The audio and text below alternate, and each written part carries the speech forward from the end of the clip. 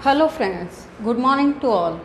आज मैं आपके सामने नई वीडियो के साथ आज हम करेंगे। इससे पहले हम अपना ह्यूरिस्टिक और प्रोजेक्ट मेथड जो है वो कंप्लीट कर चुके हैं। थर्ड जो है हमारा मेथड बहुत ही इम्पॉर्टेंट है एग्जाम पॉइंट ऑफ व्यू से। यहाँ से क्वेश्चन पूछ लिया जाता है बहुत बार। तो इंडक्टिव मेथड या डिडक्टिव मेथड दोनों में बेसिक डिफरेंस क्या है, और यहाँ पे दोनों ही कवर हो जाते हैं अगर हम डिफरेंस के थ्रू एक दूसरे को इनको कवर करते हैं। तो जो हमारा इंडक्टिव मेथड होता है यानी कि आगमन विधि, और डिडक्टिव होता है हमारा निगमन विधि। तो जो इंडक्टिव होता है आगमन, आना, यानी कि कहाँ से आना, विशेष से सामान्य पर आना या सूक्ष्म से स्थूल पर आना। सूक्ष्म होता है बहुत छोटी छोटी माइन्यूट चीज़ों से एक बड़ी चीज़ पे आना, या आपका विशेष यानी कि किसी पर्टिकुलर चीज़ की बात कर रहे हैं हम, वहाँ से एक जनरल जो कॉन्सेप्ट है, एक रूल है, एक जो डेफिनेशन है उस पे आना। जैसे सपोज लैंग्वेज टीचर एज तो हम क्या है, हम आपको संज्ञा या नाउन पढ़ा रहे हैं, तो हम क्या करेंगे, यहाँ पे विशेष क्या माना जाएगा। सामान्य तो होगा आपका सीधा डेफिनेशन देना संज्ञा का, परिभाषा, और यहाँ पे विशेष क्या होगा कि एग्जाम्पल्स का पहले से यूज़ करना। यानी कि अगर टीचर वाक्य सीधा आपकी स्टेटमेंट पे नहीं आता, सीधा डेफिनेशन पे नहीं आता, क्लास को कैसे पढ़ाता है कि भाई ये क्या है, बच्चों को पूछता है, वो कहते पेन है, ये क्या है, वाइट बोर्ड है, ये क्या है आपका कुर्सी है, ये मेज़ है। तो सब चीज़ों को पहले इनके बारे में जिक्र करके, इनके बारे में इंट्रोड्यूस करवा के, आपको इनका ज्ञान करवा के, फिर एक जो जनरल डेफिनेशन है संज्ञा की, यानी कि किसी भी व्यक्ति वस्तु स्थान के नाम को संज्ञा कहते हैं, वहाँ पे आता है। यानी कि पहले उदाहरण का यूज़ करता है, फिर आपकी परिभाषा पे आता है। तो वो क्या हो गया हमारा इंडक्टिव मेथड।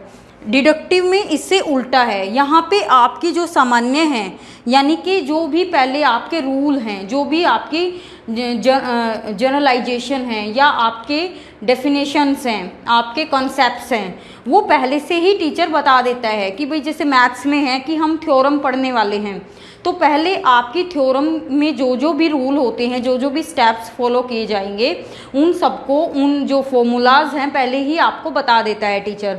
उसके बाद वो जब सॉर्ट आउट करने का आपका टाइम आता है, सारा प्रोसीजर समझाने के बाद, तब एग्जाम्पल पे लेके आता है कि आप वो जो प्रोसीजर है वो एज इट यूज़ करके आप उन सम्स को, उन क्वेश्चंस को आप सॉल्व आउट कर पाओ।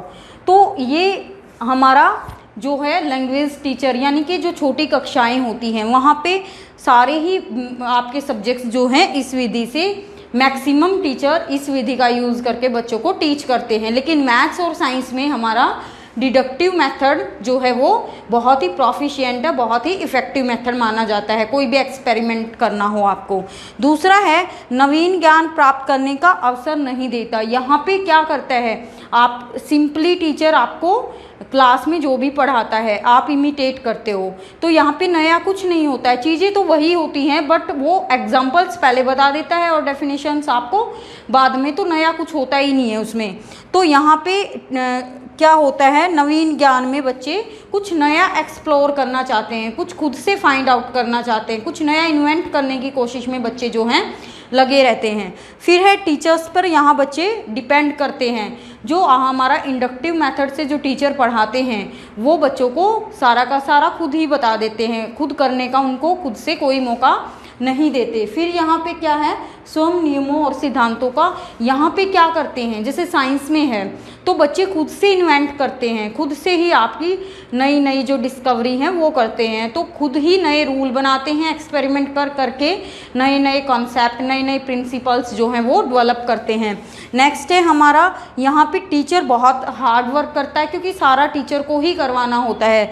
बच्चे तो सिर्फ पैसिव लिसनर का काम करते हैं, यहाँ पे बच्चे तो सुनते रहते हैं टीचर को। यहाँ पे क्या होता है, टीचर और स्टूडेंट दोनों मिलके काम करते हैं, इंटरेक्टिव सेशन होता है। जो स्टूडेंट होते हैं वो अकेला कोई भी एक्सपेरिमेंट वर्क नहीं कर पाते, मैथमेटिक्स का वर्क नहीं कर पाते, कोई भी लॉजिकल वर्क नहीं कर पाते, तो उनको टीचर की हेल्प की ज़रूरत होती है, और साथ साथ वो खुद से भी कोशिश करते हैं नेक्स्ट है यहाँ पे जो बच्चे का इंटरेस्ट है इंडक्टिव मेथड में, उसका जो योग्यता है, उसकी जो डिफ़िकल्टी लेवल है कि क्या पता बच्चा ना ही सीख पाए, जो उसका डिफ़िकल्टी लेवल इतना ज़्यादा है कि बच्चे के माइंड या मेंटल जो एबिलिटी है, कैपेबिलिटी है बच्चे की, उससे बाहर हो।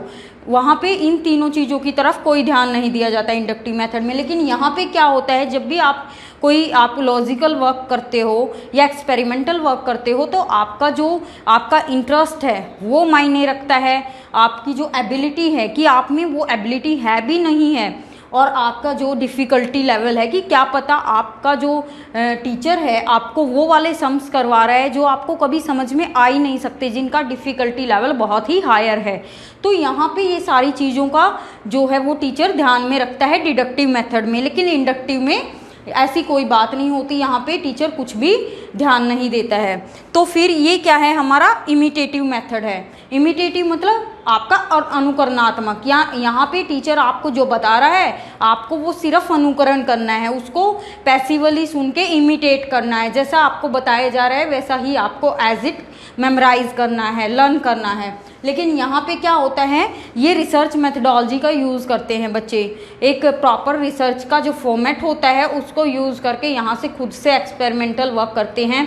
या मैथमेटिक्स की प्रॉब्लम्स का सॉल्यूशन देख लीजिए, उसमें भी आपका स्टेप वाइज जो है प्रोसीजर होता है, उसी के अकॉर्डिंगली आपका जो सम है वो स्टूडेंट निकालते हैं। फिर है ये जो है आपकी मनोवैज्ञानिक विधि है, क्योंकि यहाँ पे मनोवैज्ञानिक साइकोलॉजिकल तो तब बोलते हैं ना अगर वो सारी चीज़ें ये उन सारी चीज़ों पे फोकस करता, जैसे कि इंटरेस्ट है, एटीट्यूड है, एप्टीट्यूड है, इंटेलिजेंस है, तो वो सारी चीज़ों पे आपका मोटिवेशन है, अगर ध्यान दिया जाता तो हम इसको बोलते। इसीलिए ये अमनोवैज्ञानिक विधि है और ये वाला डिडक्टिव मेथड जो है वो साइकोलॉजिकल मेथड है। ये सारी चीज़ों को ध्यान में रख के यूज़ किया जाता है।